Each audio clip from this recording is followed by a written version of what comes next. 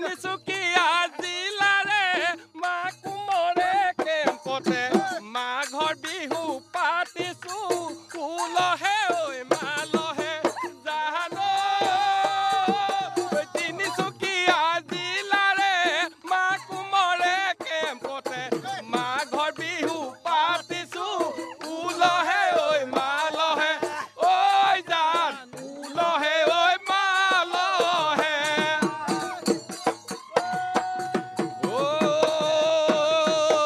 ঐ জানো ঐ উৰুকাৰে ভোজে ভাত দুমাহিৰে চিৰা পিঠা খামে আমি হবে মিলি মৌগৰে ঐ নু পিঠা ঐ জান ভোগৰে ঐ নু পিঠা চৌদিশে এতিয়া হেঁপাহৰ ভোগালীক আদৰাৰ প্ৰস্তুতি ব্যতিক্ৰম নহয় তিনিচুকীয়া কেৱল ৰাইজেই নহয় এইবাৰ তিনিচুকীয়াৰ যি দ্বিতীয় অসম আৰক্ষী বাহিনী আছে অসম আৰক্ষী বাহিনীৰ এতিয়া হেডকোৱাৰ্টাৰত চৌদিশে এতিয়া বিহুৰ পেঁপা ঢোলৰ মাতে গিজ গিজাই আছে ভোগালীক আদৰাৰ প্ৰস্তুতি আৰু এনেকৈ সকলোৱে নিজৰ দৈনন্দিন জীৱনত কৰ্মৰত পিছতেই ভোগালীৰ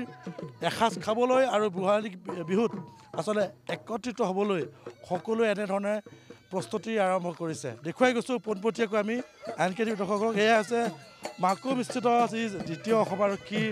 বাহিনীৰ ছাউনি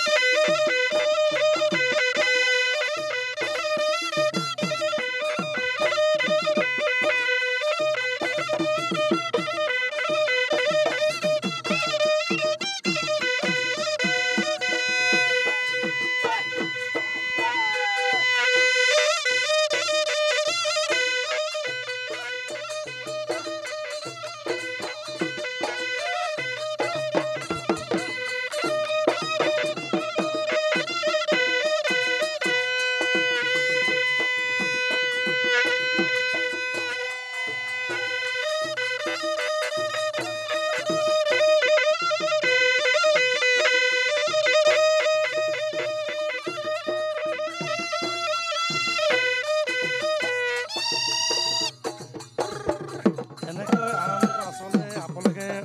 অসম আৰক্ষী জোৱান এনেকৈ বিহু আদৰিছে এটা যেতিয়াকৈ পৰিৱেশ ঢোলৰ মাতে গিজ গিজাই আছে মাকুম দ্বিতীয় অসম আৰক্ষী ছাউনি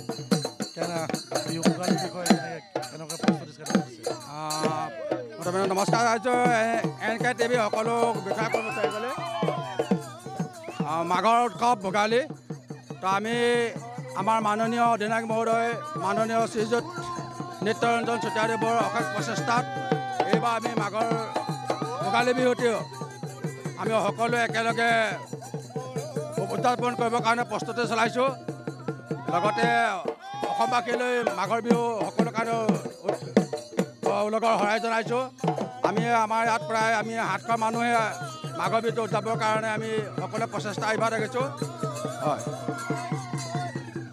ভোগৰ মেলা পাতি আমি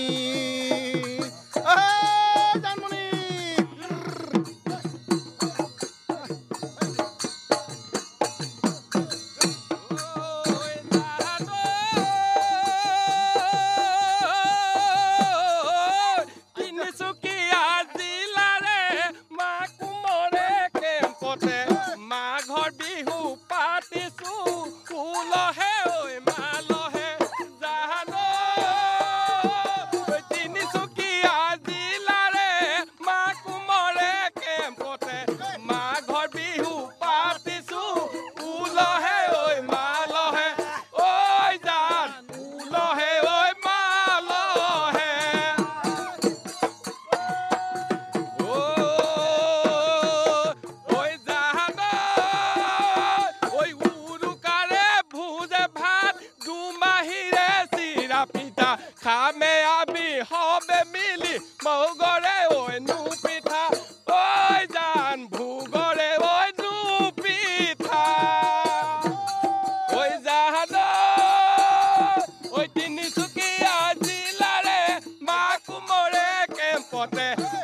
ঘৰ বিহু পাতিছো উলহে ঐ মালহে ঐ জান উলহে ঐ মালহে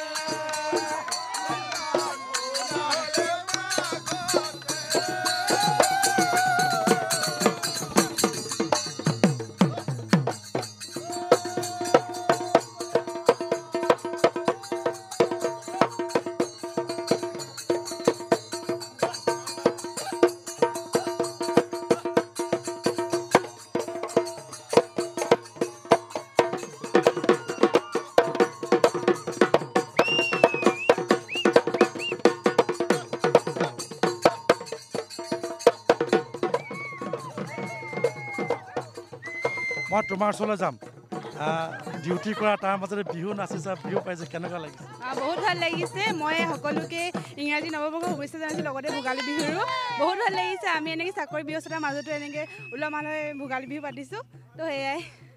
আৰু এবাৰ নাচি দিব লাগে অঁ ঠিক আছে আমি এনেকৈ আচলতে দেখুৱাই গৈছোঁ এয়া মণিকান্ত দা আৰু এনেকৈ মাকু মিশ্ৰিত যি দ্বিতীয় অসম আৰক্ষী চাউনী আছে চাউনীত এনেকৈ এই বিহুৰ বহাগী বিহু ভোগালী বিহু আচলতে আদৰাৰ যি প্ৰস্তুতি চলিছে আৰু নিজৰ যি কৰ্মৰ জীৱনৰ মাজতো এনেকৈ বিহুটোক আদৰাৰ সকলোৱে একত্ৰিত সপৰিয়াল এসাঁজ খোৱাৰ যি পৰিকল্পনা কৰিছে কি ক'ব ভোগালী বিহুৰ আজি অহাকালিলৈ উৰুকা তাৰপাছতে মেজি জুই জ্বলোৱা হ'ব তাৰ আগৰ দিনা মেজি ভোজ আপোনালোকৰ চেনেলৰ যোগেদি সমূহ অসমবাসী ৰাইজ আৰু এংকে টিভি পৰিয়াললৈ বিহু আন্তৰিক শুভেচ্ছা আৰু কৃতজ্ঞতা জনাইছোঁ আৰু লগতে অসমবাসী ৰাইজে সুখ শান্তিয়ে বিহু পালন কৰক অসমীয়া সংস্কৃতি জীয়াই ৰাখক ইয়াৰ মই কামনা পেঁপা বাজিব আৰু এইসকল নাচনি নাচিব আজি ইউনিফৰ্মত থকা নাচনি নাচিব মই পেঁপা বজাম প্ৰাঞ্জল কিন্তু এজনী ধুনীয়া নাচনি মই বাছি ল'ম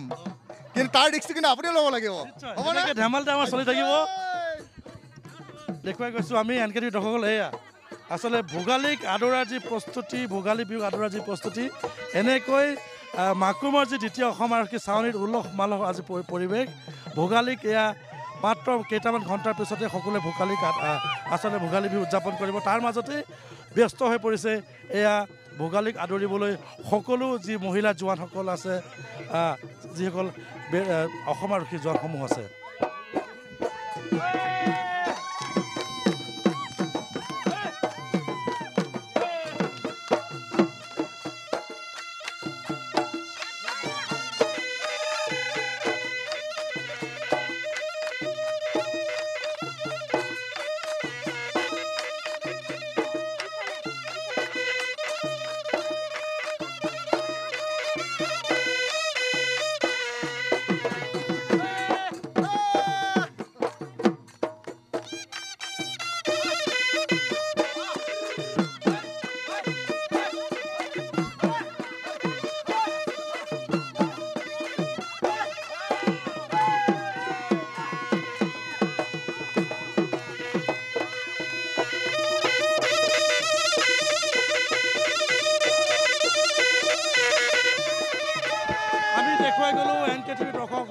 তিনিচুকীয়াৰ মাকুমৰ এই